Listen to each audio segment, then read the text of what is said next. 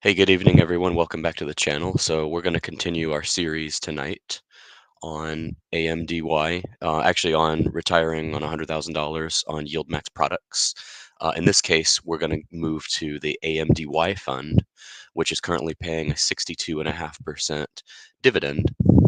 So we're going to do the same spreadsheet analysis we've been doing for the others. I'm going to pull up a chart and we're going to go look at all the details on it right now. So before we get into the spreadsheet analysis, let's actually go to Seeking Alpha and let's go look at welcome. Let's actually go look at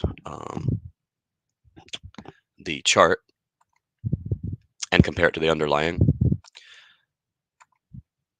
Okay, so we're going to look up AMDY, which is the YieldMax AMD Option Income Strategy Fund.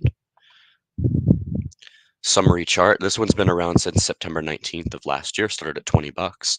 It's lost about $3.41. We peaked out in March. We were actually doing really well. We were up to 23.95, so we had almost a $4 gain, which would have been a 20% gain in the principal amount of the fund, or the NAV, as they say, with a great yield. So, but then we dropped from there.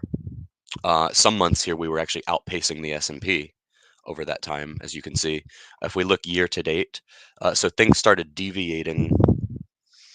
Things started deviating here in March. We started dropping, and then we just sort of kept dropping from there. So if we look at the underlying AMD, Advanced Micro Devices, I believe this is a competitor to NVIDIA. We're up 8.29% in the underlying for the year. If we look over a year ago, if we start from like September 20th when these funds debuted, so these funds were almost mirroring each other. Let me get rid of the S&P so we can see better.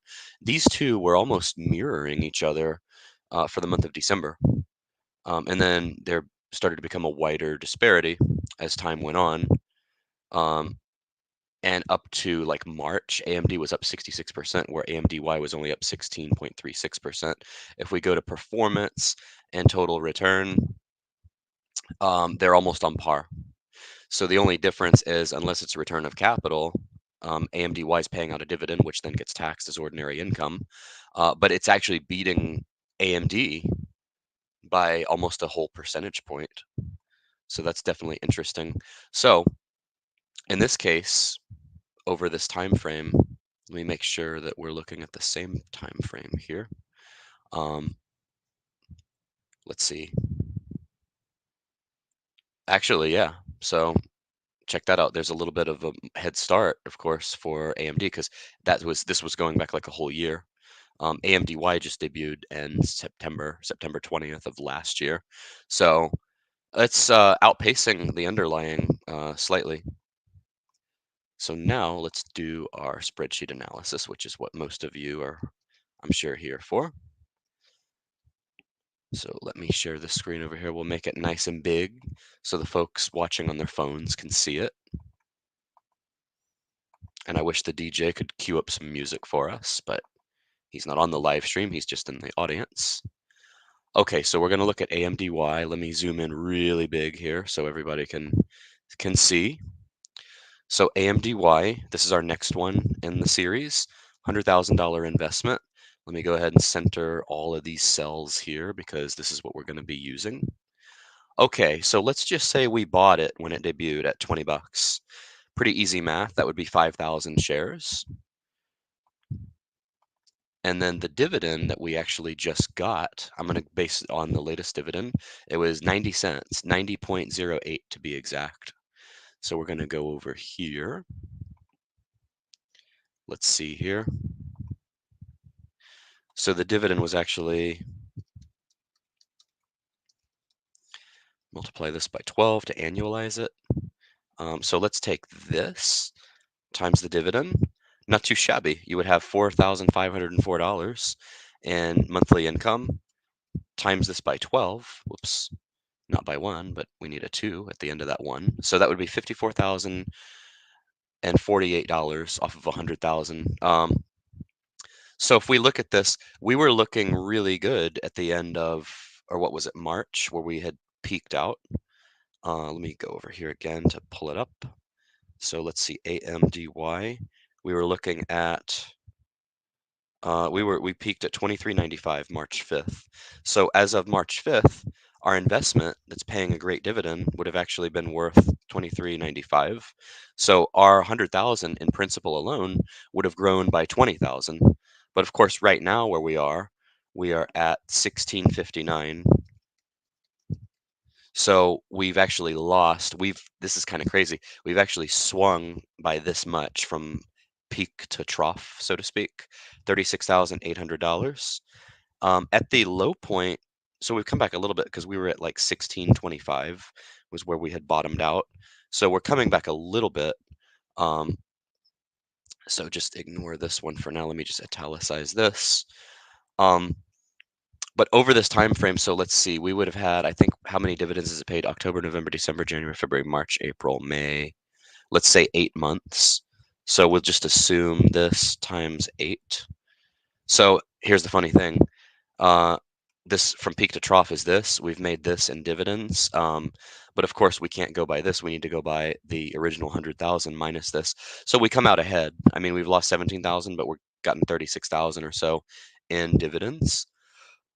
Let me go to Yahoo real quick just to review our dividend history in this one. So we're looking at AMDY over here. And let's go share the screen over here, Yahoo Finance. Let's see, we've got historical data. I just want to review all the dividends because I'm assuming 90 cents, but chances are it's fluctuated. It was $1.12 in November, 44 cents in December, $1.41 in January. On my birthday, February 7th, it was $1.67, $1.37, $1.11. So it's been higher, historically speaking. Let me see if I can extrapolate this into our spreadsheet really quick and do a quick average over here. Let's see. Well, okay, it wants to do that, but I'll just do this. 37, 167, 141, 44. That was our lowest one, 112. All right, let me go delete these.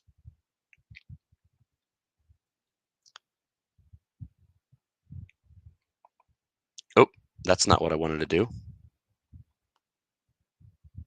I didn't want these cells merged. Let me do this here. There we go. Okay, so I just want to take a simple average over here. So the average is actually $1.14. So to be exact, I'm lowballing. The average is $1.14. So of our dividends over the last few months, I would have to say, let's see, $1.14. So there we go. It would be more like 68,400, and then we would have made up to this point 45,600. So this is where we are recouping our initial investment. It would take us like probably a year and a half at this rate. I'm going to say like, let's see, 18 months. So in 18 months, we would recoup our full investment and we would be actually playing with the house's money. So that's not really too bad. I mean, you can't complain about that. But let's look at a similar investment of 100,000 in the underlying. And so we're starting to find some interesting results because not all the underlyings have been crushing it like NVIDIA. So let's say we had bought AMD stock at the same time. Where would we be? So AMD stock back on September 20th would have been, we'll just say 102.37 equals this divided by 102.37. So that would have gotten us 977 shares. Get rid of this dollar sign here. And then where we are, so at the peak, I got to do this just for shits and giggles here. March 6th, we peaked at like 210.63 times 210.63. That would have been 205,000. So we would have 2x'd our money in the same time. Same time that we were up 119,750 here with the dividends. So let's do this. Let's see. Oh, something else I wanted to do on Yahoo. I'm still sharing Yahoo. What a dummy. How many dividends did we get actually? 1, 2, 3, 4, 5, 6, 7. Okay, so I was off by 1 month. Sorry about this, folks. Let me stop the share over here. The mad scientist is doing his math over here. Okay, an emoji-based comment. Okay, let's see. So it's not 8 months in this example, it's actually 7 months. Here we go. So the dividend, the historical average, what I did over here, I took the average of the last dividends that we've gotten, and it's actually $1.14. If I multiply that by 12, we're getting 1368 a year. It's actually 5,700 an average monthly income, which is 68,400 for a whole year. Over 7 months, it's 39,900. So in 18 months, we would have completely gained our money back and be playing with 2,600 and the house's money. At the peak, we would have made almost 20 grand in principal. And by March, this is what I want to do. So I need to take off like 3 over here. So we would have this. We would have made 20,000 over here, 22,000 over here. We would have still been better off in the underlying as of March 5th. Because we would have doubled our money over here. Taking into account where we are right now, this times we're at $159.63. We would have still made 55,000 in total return here. So it's getting a little more competitive in terms of total return. By this point right now, okay, if we go back to the 7 months, including June that was just paid, we would be at a loss of $17,050. So, all right, we would actually still be better off in the underlying. So it would be 39,000 minus this. That's our 22,850. I feel like I just had this number somewhere. So 22,850, that would be our net total return in this one versus being in the underlying would have been this minus this. And of course, you avoid ordinary income tax. So, yeah, we would actually be better off in the underlying by a total of the alpha over the fund, so to speak. And that's what we want to do, seek alpha, right? So we would be 33,000 better off if we were in the underlying over here. Okay, so that is the moral of this story. You've not, oh, here we go. You've not taken into consideration your short-term tax payments. I just mentioned that actually. I said that these are taxed if they're not classified as return of capital, which they aren't always. They're taxed as ordinary income. So here, let's do that. Since you mentioned that, let's actually do an example here. Okay, so say you're at a 28% tax bracket, which I'm sure this commenter, I'm sure he's a baller and I'm sure he's at a very high tax bracket. So we'll assume 28%. So Uncle Sam would carve out, you'd have to fork over a portion of this over here. So you would actually net 16,452. So in this example over here, this would be a long-term capital gain because we're assuming over a year. So if you were to sell this right now, you would actually pay this. And so your net gain, you would pay this in tax. And I know we all hate tax here. Um, So let's do this here. Net and net, it's this minus this. So your net return, you'd still be way ahead, even with long-term capital gain over here. Now, if you sold in less than a year, short-term capital gain is also basically your marginal bracket, your ordinary income rate. Oh, I hate this thing sometimes. I think that's what I want to do. Yeah, that's right. Okay, so this cell over here is this minus this. This is 15% capital gains tax over here. Over here, you're only netting 16,000 after your ordinary income rate. So Mr. A, are you happy with that now? Ah, you are. I see a thumbs up. Hey, what's up, Retire on Dividends? I see our friend and another channel on here are buddies now. I felt like that was a little slap in the face to all of us in the dividend community. I'm interested to hear your take on that. But anyway, let's see. Brandon, that has a picture of Biden with pink hair. It's awesome. I wish Biden would actually dye his hair pink like that. That would really be cool. Is the distribution considered income tax on short-term gains? Trump wants to cancel income tax. He does? I wouldn't mind that actually.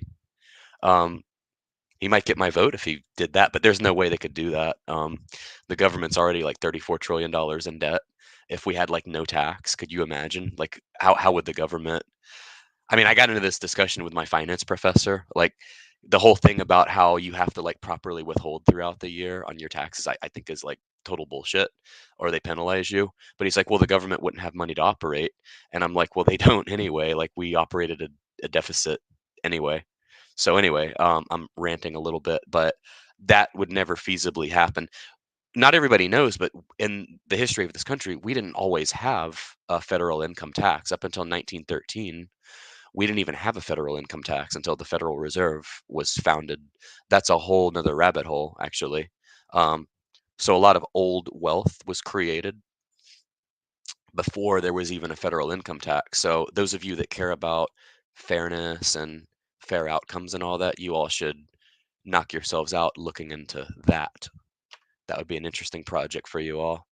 Let's see. Trump is saying anything to get votes and not go to jail.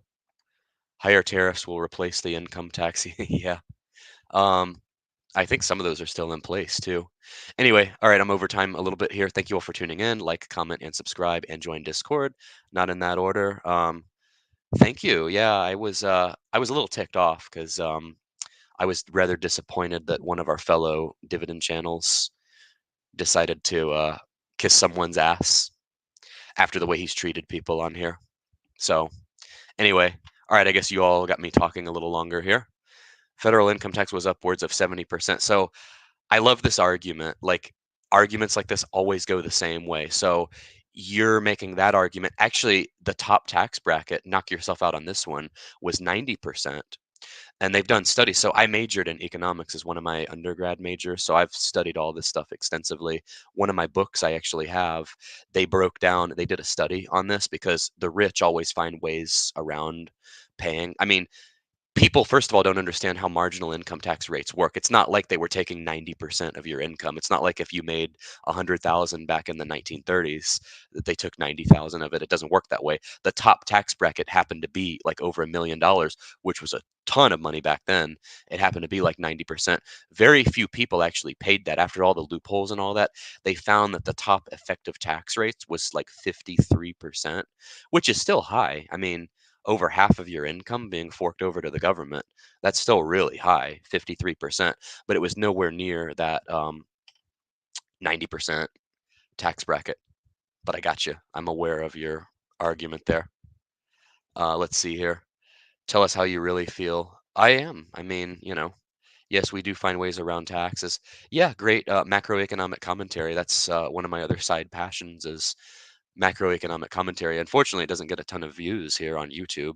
If I'm not throwing you all red meat with the dividends and these scenarios on dividend income, then it doesn't get the views. But anyway, that's another story. All right, that is going to conclude now. Thank you all for tuning in. Like, comment, subscribe, join Discord. Doesn't have to be in that order. Just make sure you check all those items off the box, and we will see you all soon.